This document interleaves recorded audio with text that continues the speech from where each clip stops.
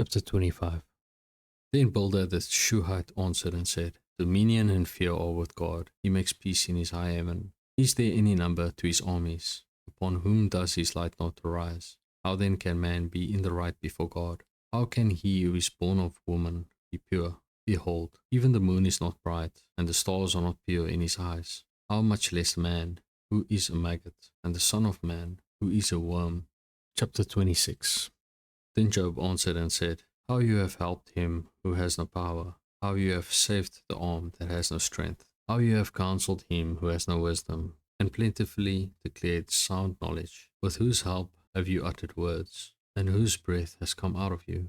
The dead tremble under the waters and their inhabitants. Sheol is naked before God, and Abaddon has no covering. He stretches out the north over the void and hangs the earth on nothing. He binds up the waters in his thick clouds, and the cloud is not split open under them. He covers the face of the full moon and spreads over it his cloud. He has inscribed a circle on the face of the waters at the boundary between light and darkness. The pillars of heaven tremble and are astounded at his rebuke.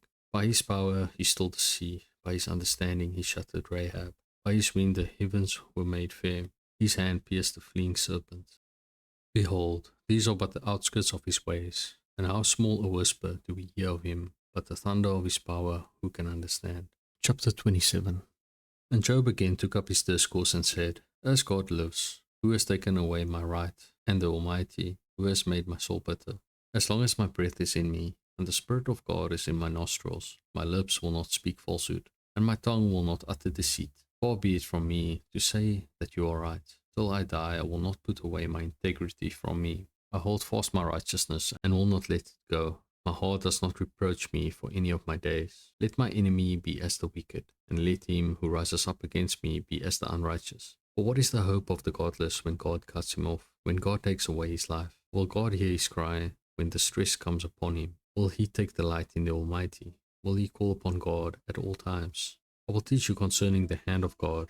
What is worth the Almighty I will not conceal. Behold, all of you have seen it yourselves. Why then have you become altogether vain? This is the portion of a wicked man with God, and the heritage that oppressors receive from the Almighty.